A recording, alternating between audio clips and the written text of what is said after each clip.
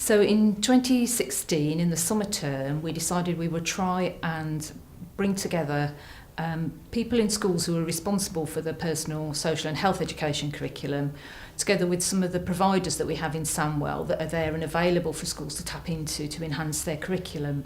And the reason that we did this was because the feedback that we get from young people is that their experience of personal, social and health education is very mixed. We know that schools struggle to make it a priority with all the other pressures on the curriculum, and we wanted to support them in the best way that we could and get the information out there about what's available, but also give them an opportunity to say what else they would find helpful, whether there were training needs that they felt they had or resources that they thought there was a gap, or an opportunity to share good practice with other schools. We were able during the event to describe some of the support that's available from public health, from the services that we commission. So for example, we commission the Drug Treatment and Education Service, and they have a whole menu of lessons that they can provide for schools. Also we commission the Brooks Service, and they have a whole menu of lessons to do with sexual health and healthy relationships that they can offer to schools. And we also commission the School Nursing Service that have, again, a broad range of curriculum topics that they can tackle at different ages and stages. So we presented those. So part of it was that the schools went away with an increased awareness of what was already out there, and we had a number of other providers that schools could maybe pay for, or who would also come in and do work in schools. People like Trading Standards, Women's Aid, so there were lots of other agencies there and about. And we realised then at that point the things that schools appreciated the most was the opportunity to find out what was out there already, and then they could make the most of that according to what was needed in their school.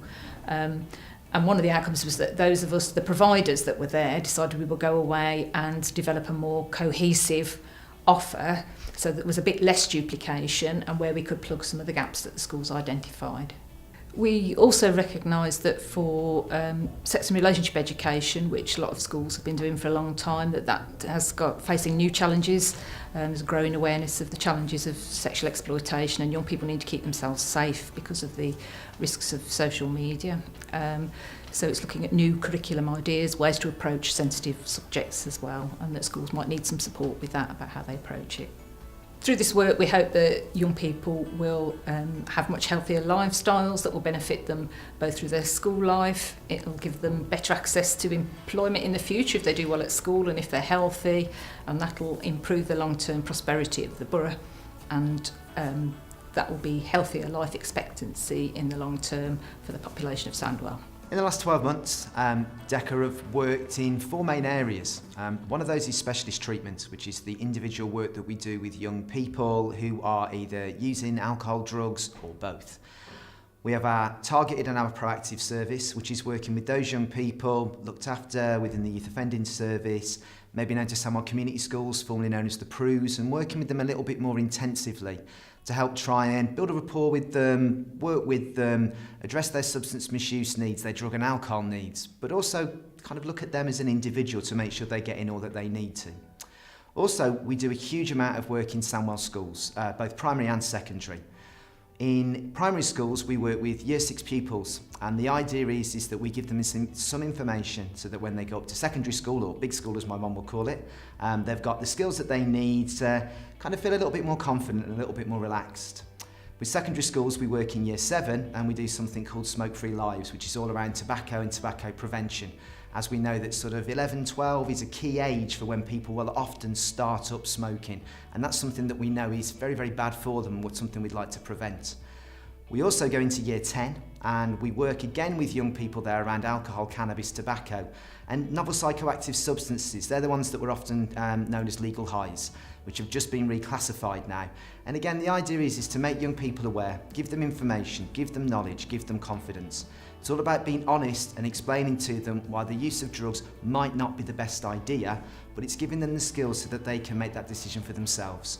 Because plainly and simply, if an individual doesn't make a decision for themselves, it won't be a decision that sticks with them. And that's not what we want. We want young people to feel confident, we want them to be able to make informed choices, and we want them to be able to do things that essentially help to keep themselves safer now, but also as they grow older.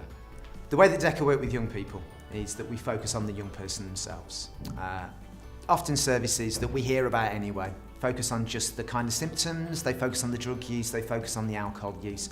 What we like to do is try and look at the young person in the most holistic way possible. If we can work with them, if we talk to them, if we listen to them, and if they feel as though they're being heard, as though they feel as though they're being respected, our goal is to get them to build a rapport with us. We know that the better a rapport, the better the work will be. So again, what we want to make sure is that they're receiving the service they most need, not the service that we think is best for them. We're very pleased within the DECA service about the reach that we have with a lot of our schools. We are working effectively now with pretty much every single one of the secondary schools and with the majority of the primary schools. And on average, we are working with around about 15 to 17,000 young people every year in schools.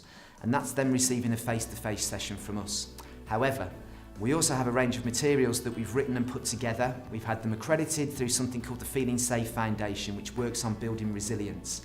They're also award-winning resources, so again, these have been judged by people other than us, other than the people that we work with. And again, we've got schools using those as well. So we feel as though we are able to deliver a pretty comprehensive service, but we're always looking to improve, because plainly and simply, if you don't continue to improve and try and meet the needs of your audience, you grow stale and you grow old. So all we want to do is just make sure that the service that we're delivering is the one that people most need. If they don't, we want them to talk to us and let us know about that. What we'll be doing in the DECA service, certainly in 2017, is a continuation of a lot of the things that we've been doing now since late 2015, which is the idea that we need to build a young person's resilience. When we talk about some of the things that we're most proud of in 2016, that's what we want to continue to do, as that seems to be what our marketplace needs.